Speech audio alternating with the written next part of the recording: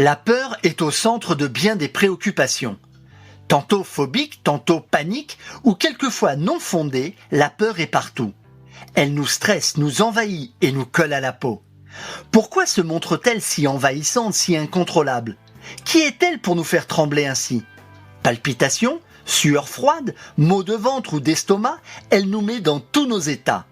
Sous une apparence sombre et mystérieuse, elle se montre alarmiste lorsque la situation nous conduit à réagir dans l'urgence. La peur nous affole sous la menace d'un danger, ou pire encore, lorsqu'elle cherche à nous ôter la vie. Ne dit-on pas mourir de peur? La peur est ironique, moqueuse et provocante.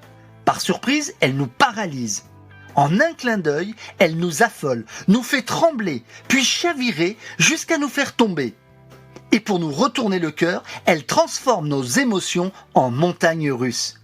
Pas besoin d'un parc d'attractions pour éprouver de telles sensations. La peur est douloureuse, imprévisible et sournoise. Invisible, elle nous perturbe de l'intérieur et ça, personne ne peut le nier.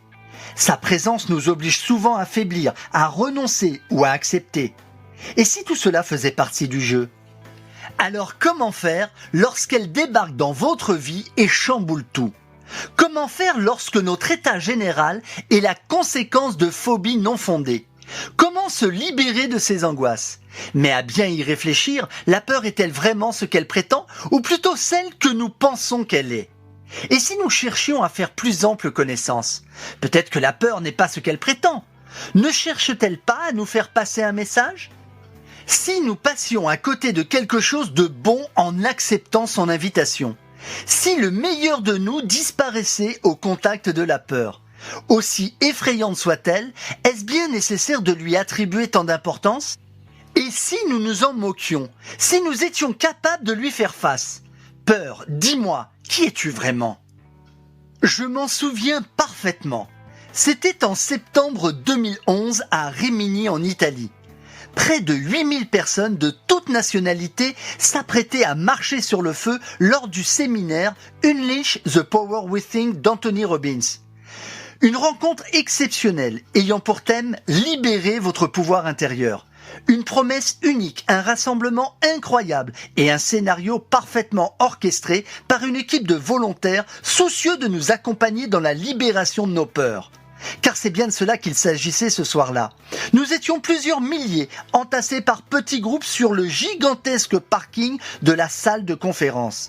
Pieds nus, chaussures à la main, côte à côte, face à une redoutable réalité, affronter un tapis de braise incandescente. La nuit commençait tout juste à tomber, et le ciel se teintait peu à peu d'un bleu sombre. Brillante, majestueuse au milieu des premières étoiles, la lune se dressait immobile, imposant son disque lumineux au-dessus de la scène comme pour éclairer ce rituel chamanique. Une odeur de bois brûlé parfumait l'atmosphère, tandis que des volutes de fumée montaient au-dessus de la foule. Lentement, nous avancions vers un destin incertain. Sous le rythme saccadé des tambours, dans une ambiance étrange et envoûtante à la fois, nous regardions la scène, médusés par le courage sans faille des participants. Chaque franchissement s'accompagnait d'un cri de victoire plus enthousiasmant les uns que les autres. Il nous fallait dompter notre peur et, comme eux, marcher pieds nus sur le feu. Mais comment ne pas réfléchir un instant aux conséquences irréversibles de cet interminable chemin de feu? Chemin ardent, tapissé de morceaux de charbon incandescents, jaunes et rouges vifs. La peur était partout, dans chaque individu, présente et envahissante. On pouvait la lire sur les visages des uns ou la voir par le tremblement des autres. Silencieusement, notre petit groupe se rapprochait du but avec comme seul objectif vaincre le feu, la chaleur, les probables brûlures et en finir avec cette épreuve. Et comme la majorité des participants, j'attendais mon tour avec inquiétude.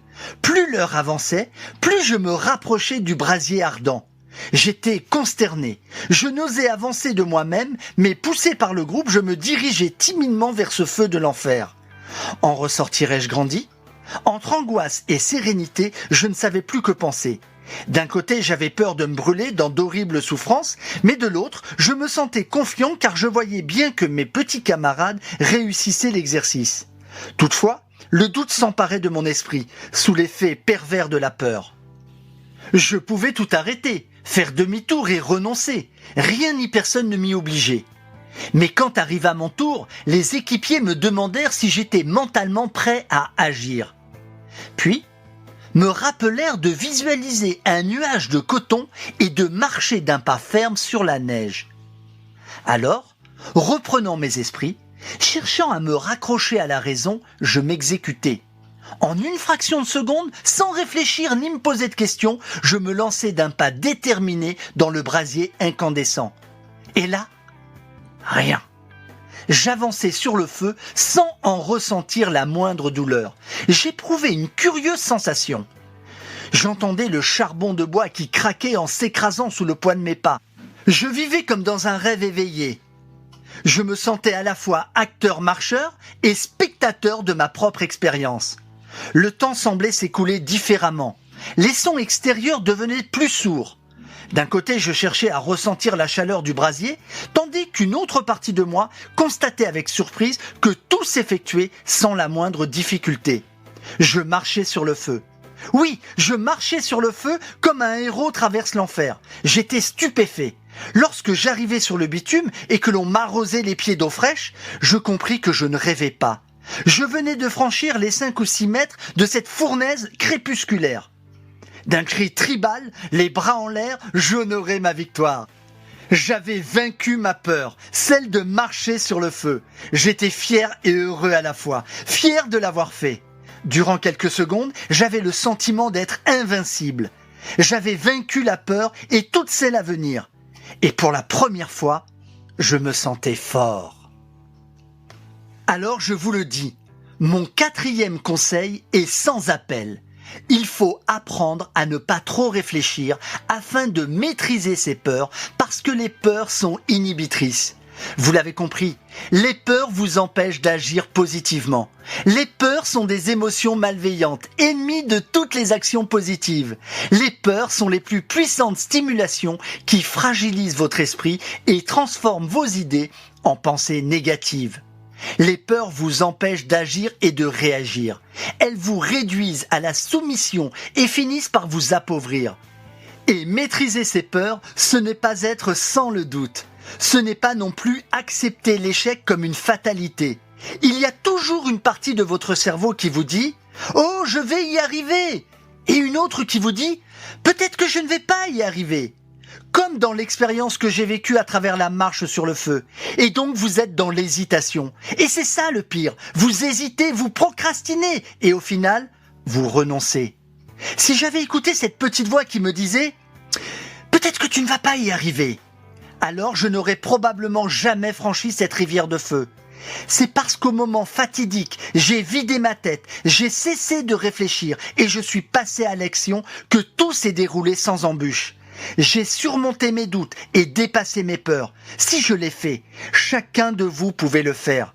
Vous devez savoir que le cerveau de celui qui ne remplit pas ses objectifs est un cerveau de perdant. Le perdant a toujours une excuse, un problème ou une difficulté pour ne pas faire son devoir, pour ne pas agir. Le cerveau d'un perdant est déconnecté de toute perspective positive. Il raisonne en mode down. Il se condamne immédiatement à ne pas réussir. En revanche, le cerveau d'un battant est on task. C'est-à-dire qu'il est systématiquement concentré dans le présent, dans l'action et bénéficie d'un optimisme déconcertant. Pour lui, tout est possible, rien ne l'arrête. Il voit une solution à chaque problème. Il a toujours un plan, s'engage avec détermination. Le battant est dans la concentration sur l'acte à faire. Il n'est pas dans l'hésitation. Alors croyez-moi, arrêtez de trop réfléchir, coupez toute relation à la peur et bougez-vous.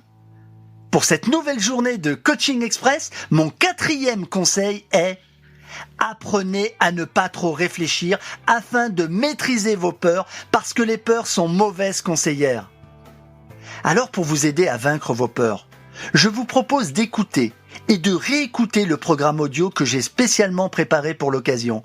Il s'agit d'un fichier MP3 sur le sujet de la peur associé à un texte PDF que vous pouvez télécharger en cliquant sur le lien prévu à cet effet.